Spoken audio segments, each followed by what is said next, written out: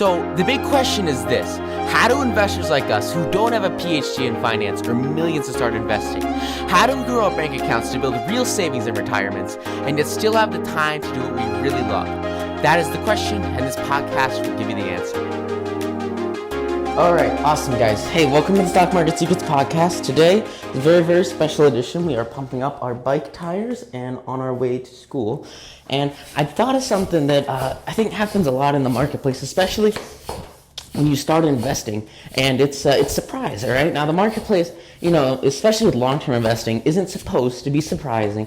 You just kind of want a stable asset, like a portfolio that is gonna, stick with you for the long term and, feed your kids, pay solid dividends, and continue to accrue in value over time.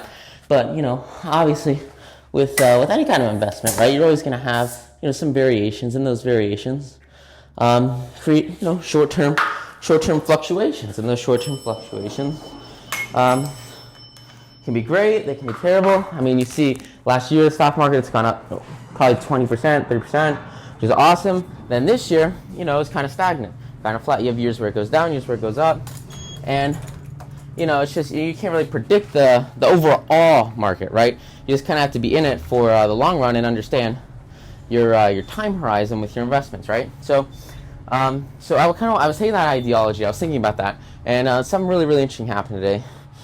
I was getting stocks to put on some great, awesome. Hey guys, John Wooten here with the Stock Market Secrets podcast. Today I'm super excited because something kind of interesting happened today, and it reminded me a lot of the times what will happen with long-term investing or swing trading, especially when you have, a pretty solid, diversified portfolio. That's kind of what I want to talk to you guys about today. So I was going to get some shoes on and, get socks, all the good stuff that you need, and I pull out my sock drawer, and there's like a spider, and it's probably like a solid, 3-inch spider. It was like, whoa, a spider, that little reaction you get when you find spiders in random sock drawers, and the spiders were just kind of like sitting, and it was sort of weird because, so the spider's on the socks, and you take out the sock and you put the spider, you just take care of it, right? But it was really, really interesting because it kind of made me think, like with normal portfolios, right, especially in the market, you'll have a surprise every once in a while, and you have a whole drawer full of socks or a whole portfolio full of stocks, right? Stocks, they're very, very similar. But anyway, so when you have those investments, sometimes, you're going to have one where it doesn't go your way, and then you'll have ones that do go your way. So you have really, really cool socks, and then you have socks that have spiders on them, and those spiders come out, they surprise you, and it makes the individual socks that they affect look kind of crazy, kind of creepy, but it doesn't really affect your entire portfolio. And that's kind of the importance of having an entire drawer full of stocks, right? Because instead of having, your whole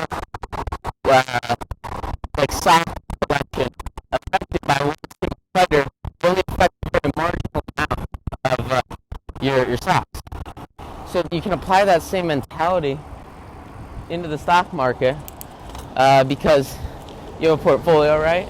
And if you have any individual stock that goes down, 10, 20%, like that kind of sucks, right?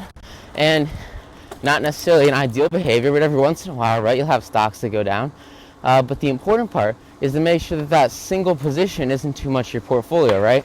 So if we had like a spider and it was on my one pair of socks and I only had, 3 pairs of socks, I mean, that would kind of really suck because I would have like an infected pair of socks and it would affect, a third of my socks. But if that sock, I got like probably 20 pairs of socks or whatever, and you can apply sort of that same mentality to stock diversification where at the beginning you grow, the overall number of positions you have, the overall pairs of stocks you have in the marketplace, right? If you think as an image, you're going to have a much better capacity of loss, a much better ability to, sustain any given position having a temporary issue or temporary downtrend, right? So like I had to get out, get shoes, and crush the spider, but it was easy because it was isolated to one pair of socks instead of my entire sock drawer. So I want you guys to think about that and apply that same mentality of isolation and individual positions into your long-term diversification, so that, if you have a company that you own and all of a sudden they turn out to be kind of a bad company, you don't have to go out there and kill your entire portfolio, right? That's why you don't want your whole portfolio based on one stock. You want it based more so on a very, very, larger collection of them, so that something bad happens, it's not going to kill you. Now, I have a really good example about this. It was a Coca-Cola bottling company consolidated. I know they had a really, really amazing run up in the past 4 or 5 months.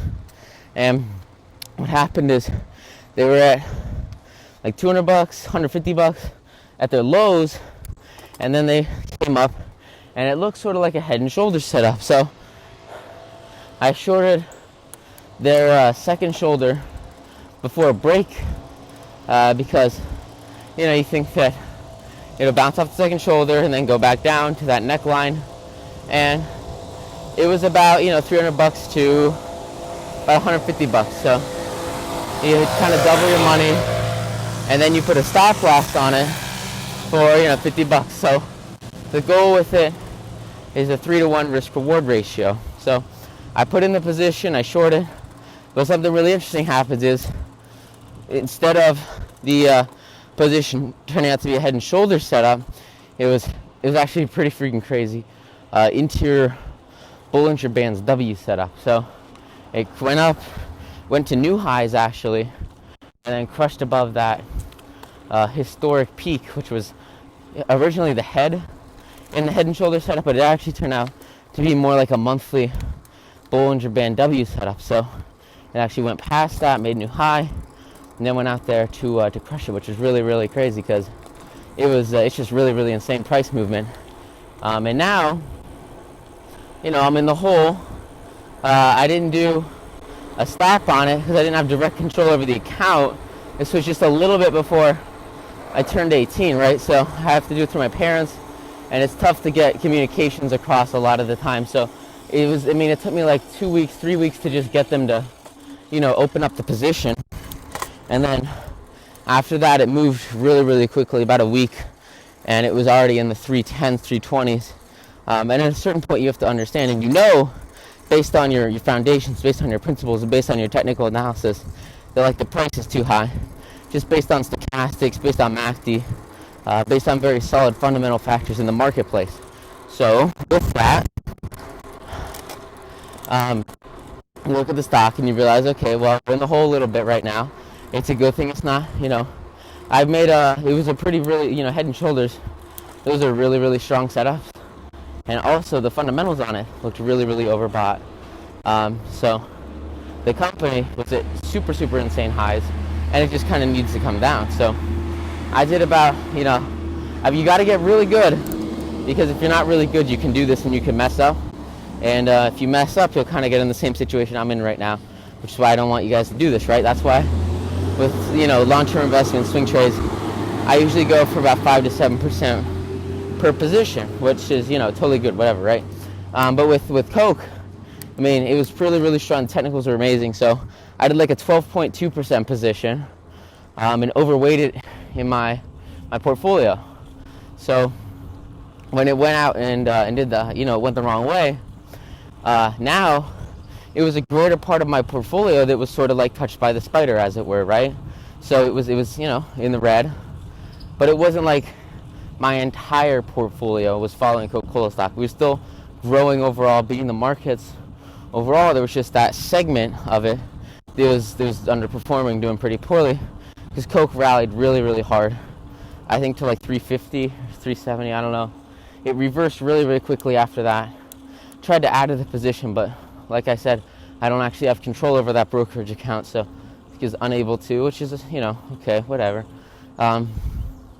So now that it's been going and you're at this new area with it, it's actually really interesting, because instead of touching the position and waiting on it, I'm just waiting for it to go down right now, because like I said, the technicals are really, really high, and it's just got to come down, especially after the huge run up there's just nowhere else for it to go. And then you'll look at covering it. Right now it's at like 300, which is sweet.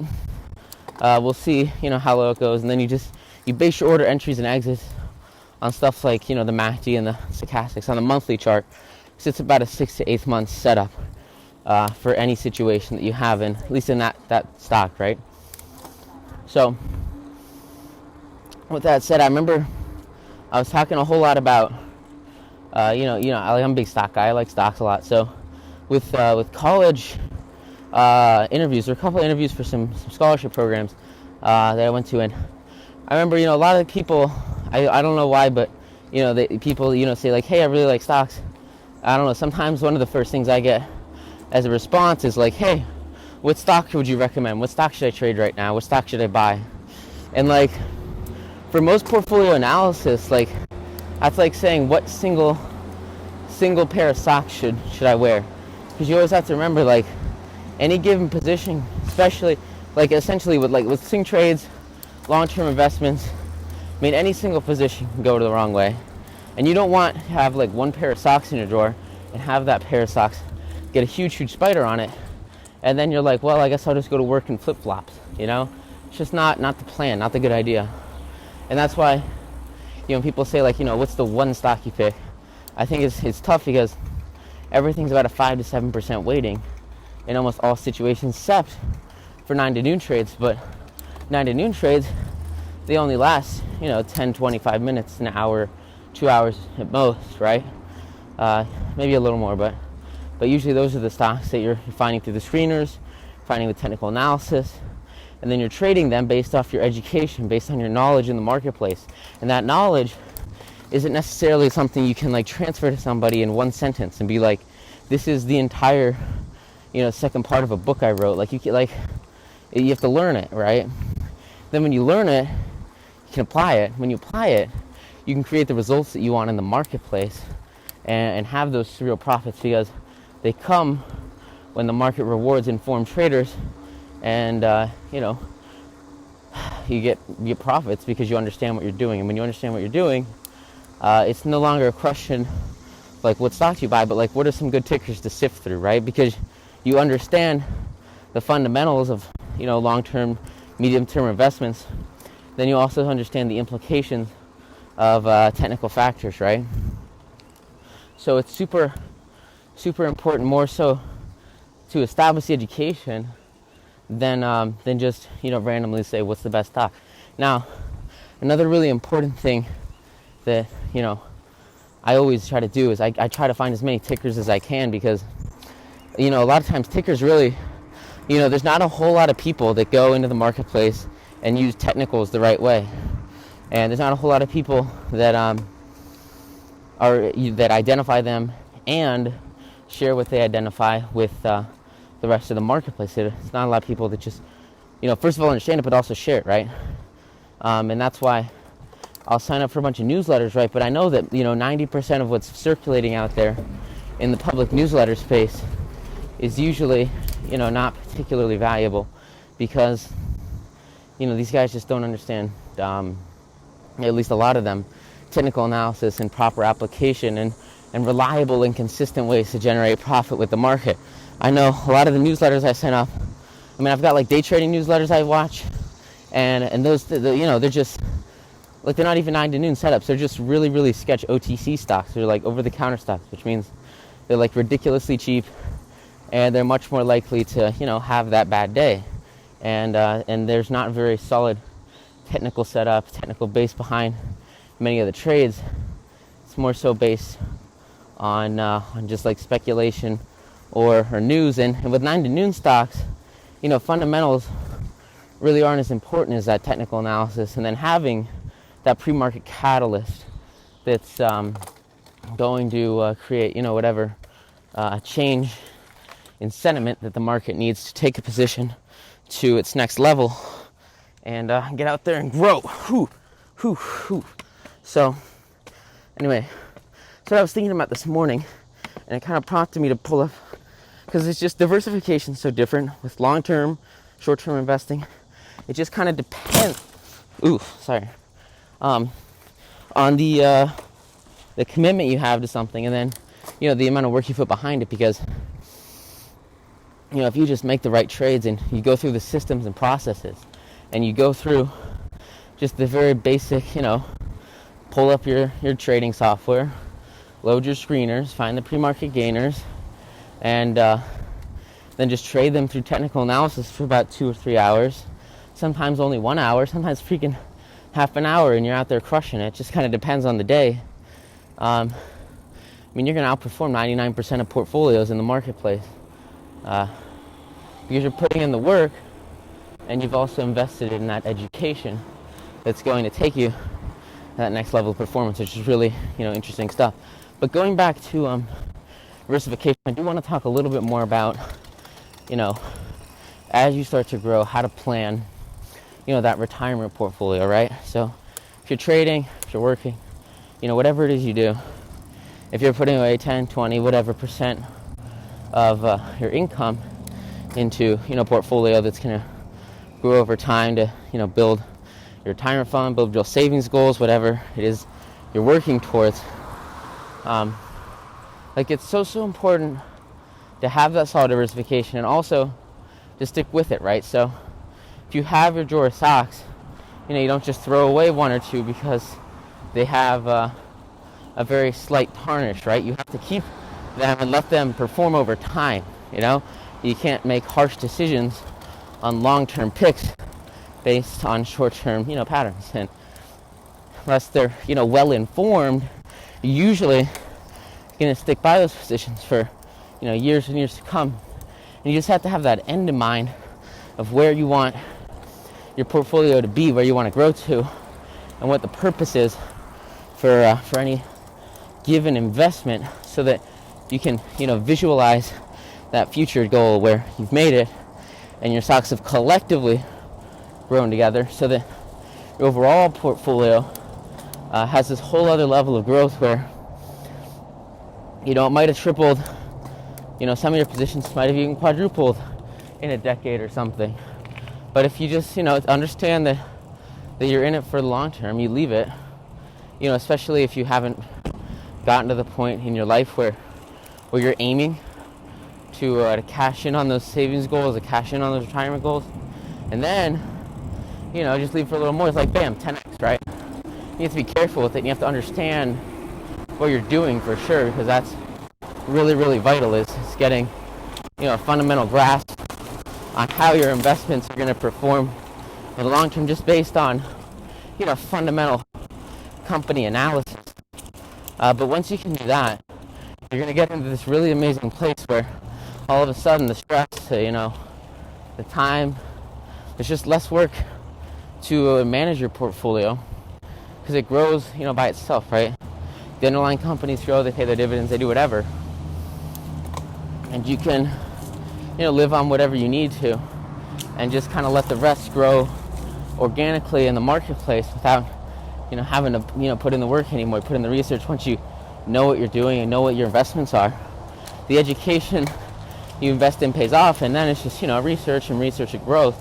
But it's a whole different game, because now, once you go out to the store, once you go through all the aisles, whatever store you shop at. If I go to Costco and I buy like 48 socks, right?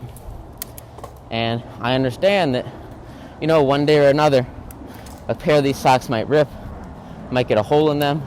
A spider might wake up one day on it. And you have to deal with that, You're okay with that because you've put the work in, you've researched exactly what you're buying up front at the beginning, and then you've used that research as a way to sort of, protect yourself against the risk of any given downturn in your collection of stocks, because you understand at a fundamental level how it all works and how you're growing it, so that you're okay with, minimal temporary losses, and you understand that, this whole group of assets is going to serve you and perform for you for years and years and years to come, as long as you maintain it and you let it grow, because you understand that, it's a long-term investment, right? You don't buy new stocks every week, every 3 weeks. Same thing with stocks, right? You're going to keep, the things that you purchase for years and years and years. So you want to make sure that you find those high quality investments, and then you stick well with them. And at least with swing trading too, you understand when to time them, when to create the right market timing, because that timing will a lot of times just depend on the underlying fundamentals, and it's based, a lot on how you see the technicals change. But those technicals are something you're always going to have with you, something that's going to change very infrequently, because you've established your system. You understand exactly why you're growing, exactly what you're doing, and you use that as a basis for the quality of work you do, since you know the value of the underlying company, and you use that as a way to persist through tough times and make it work. Hope you guys found this valuable. Have an amazing day. Really appreciate it. I'll talk to you guys later. Thanks. Bye. Want more stock market secrets? If so, go get your free copy of my best-selling book, 9 to Noon. You can get your free copy plus $11,176 of unannounced bonuses it took me years to uncover, completely for free at 9tonoonsecrets.com. Inside 9 to Noon, you'll find the top 38 secrets you can use to double your portfolio every 2 years and make upwards of 10% per trade daily.